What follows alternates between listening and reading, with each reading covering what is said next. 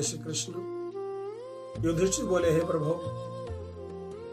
आप कृपा करके पौष मास के शुक्ल पक्ष की एकादशी का वर्णन कीजिए। उसका क्या नाम है, कौन सी विधि है और किस देवता का पूजन किया जाता है। भगवान श्री कृष्ण कहते हैं, राजन, पौष के शुक्ल पक्ष में जो एकादशी है उसको बतलाता हुआ प्रेम से सुनिए। महाराज, संसार के हित की इच्छा से मैं इसका वर्णन कर रहा हूँ। राजन, पूर्वोक्त विधि से ही यत्न पूर्वक इसका व्रत करना चाहिए। इस एकादशी का नाम है पुत्रदा एकादशी व्रत। ये सब पापों को हरने वाली बहुत ही सुंदर तिथि है। ये समस्त कामनाओं को तथा समस्त सिद्धियों को देने वाली और भगवान नारायण इस तिथि के अधिदेवता है। चराचर प्राणियों से संसार समस्त त्रिलोकी में इससे बढ़कर दूसरा कोई तिथि नहीं है। पूर्व काल में भद्रापुरी में एक राजा सुकेतुमान राज्य करते थे।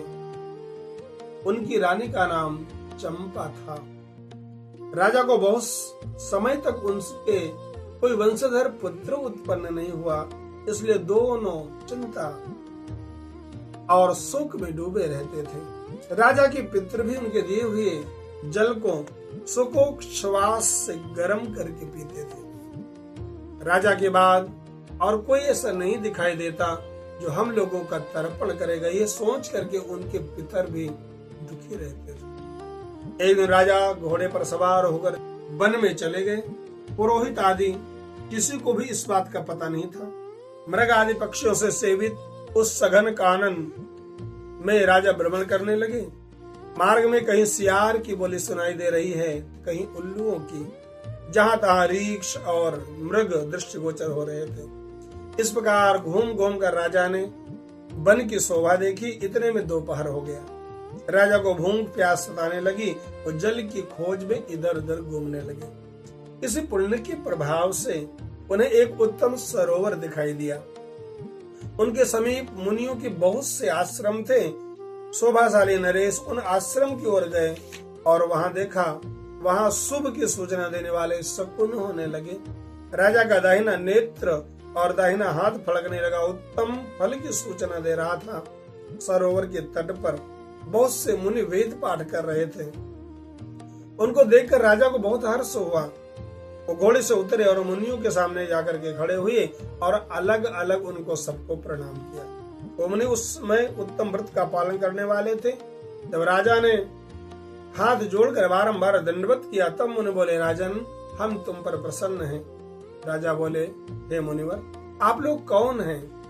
आपके क्या नाम हैं? और आप लोग किस लिए यहाँ एकत्रित हुए हैं? सच सच बताइए। तब मुनि बोले, हे राजन, हम सभी लोग विश्व देव हैं। यहाँ स्नान के लिए आए हैं और अब माघ का महीना निकट आ रहा है।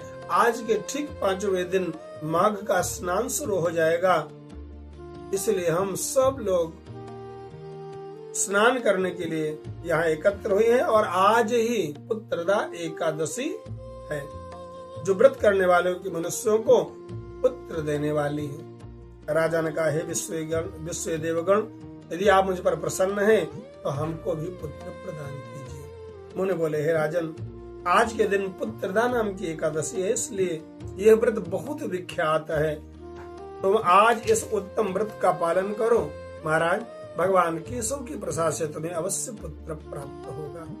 भगवान श्री कृष्ण कहते हैं, युधिष्ठिर, इस प्रकार मुनियों के कहने पर राजा ने उत्तम व्रत का पालन किया। महर्षियों के उपदेश के अनुसार उन्होंने एकादशी का विधिवत अनुष्ठान किया।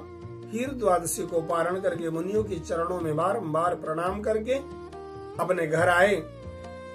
घर आने के बाद समय अनुसार रानी ने गर्भ धारण किया और प्रसव काल आने पर एक पुण्य कर्मा राजा को तेजस्वी पुत्र प्राप्त हुआ।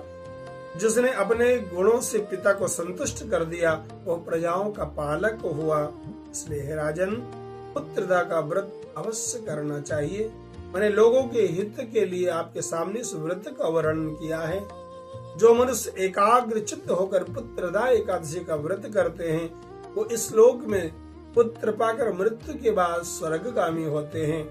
और इस महात्मा को पढ़ने और सुनने से अग्निष्ट अग्निष्ट होम यज्ञ का फल प्राप्त होता है। जय श्री कृष्ण।